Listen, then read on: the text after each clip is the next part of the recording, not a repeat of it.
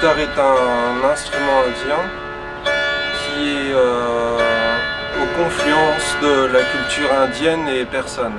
Et c'est un instrument purement indien, mais qui a eu quelques influences persanes au cours des siècles.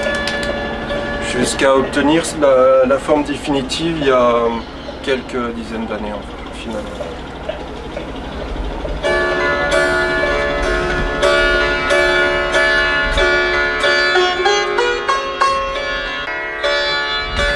Oui, les premiers enregistrements de sitar qu'on ait, c'est en 78 tours.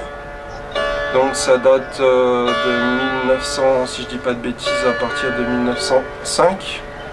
Voilà les premiers enregistrements. Et à cette date, le sitar qu'on connaît aujourd'hui était déjà ainsi. Et il a, au fur et à mesure des années, il a reçu quelques modifications.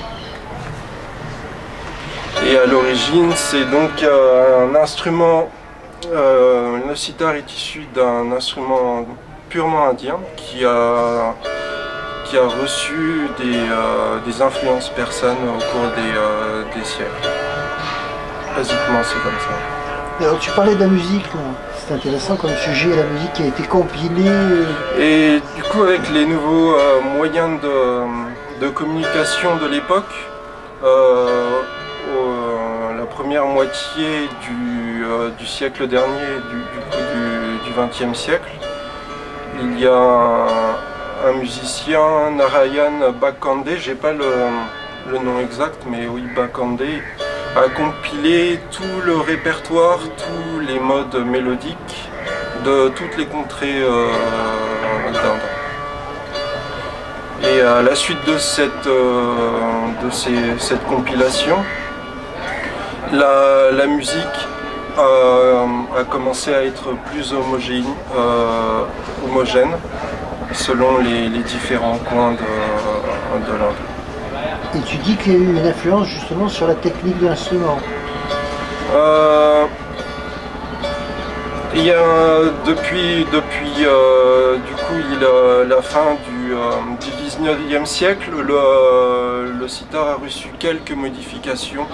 Généralement, ce sont les grands musiciens qui demandent au luthier certaines modifications, mais pas énormes depuis 150 ans, on va dire ça comme ça. Donc tel que tu nous le montres, il est dans son jus là. Le sitar, oui. C'est à peu près les mêmes. Il y a quelques styles qui varient selon le style de jeu maintenant. Il y a deux grands types de sitar. Alors si tu cherches le répertoire classique, les chansons, tu les trouveras plutôt dans les films Bollywood. Les vieux films d'antan, les chansons étaient très influencées par la culture classique indienne. Et là, tu retrouves un répertoire de musique. Quant à la pratique instrumentale, on joue des modes musicaux. En Inde, on dit rag pour un mode musical. Et on le voit plus comme une matrice à fabriquer de la mélodie, à improviser sur le mode musical, plutôt qu'un répertoire de chansons connues comme en France, comme on fredonnerait un air de Vivaldi. Néanmoins, on a des compositions en musique classique qui permettent le développement de l'improvisation en fait. Et une fois qu'on a improvisé, on revient à la composition et ainsi de suite. On fait des allers-retours entre la composition et l'improvisation.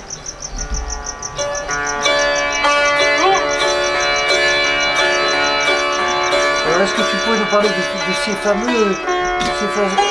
fameuses bases techniques, des compositions qui te permettent, tu dis il y a plein de compositions, est-ce que tu pourrais nous donner un ou deux exemples qui te permettent ensuite de partir sur les improvisations?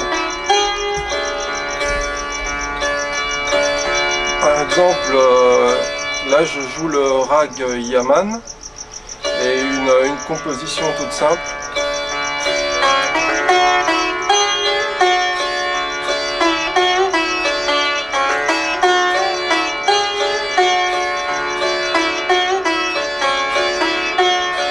Là je me suis planté.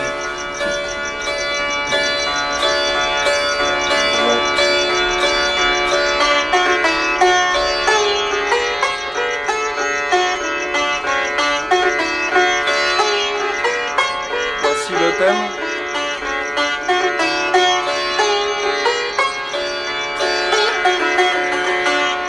Et un morceau d'improvisation.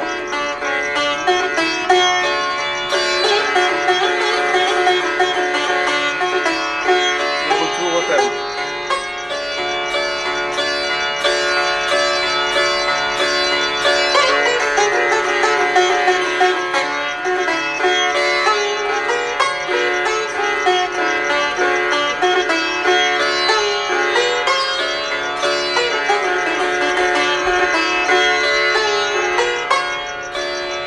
C'est des allers-retours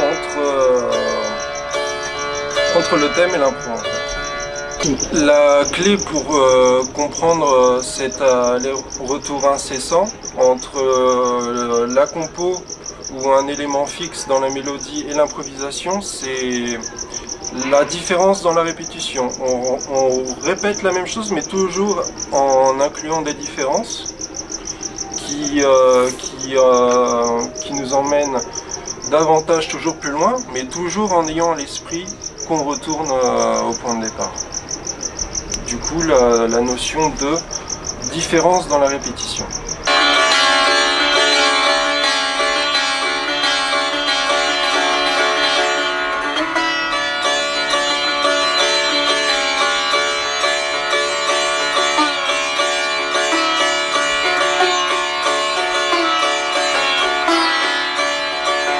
De cette façon, on peut jouer les cordes sympathiques avec l'auriculaire ici pour donner un semblant de... pour aller dans le sens du rythme. Ou sinon pour faire éclater le son. Un exemple avec l'index.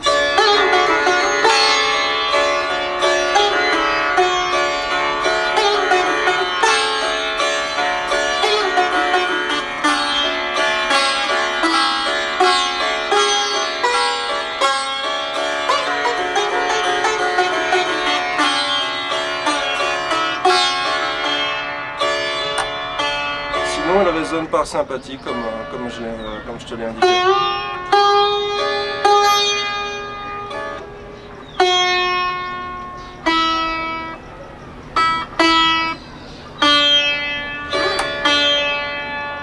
Du coup, comme je te dis, ça fait 7 ans que j'ai pas réellement pratiqué l'instrument.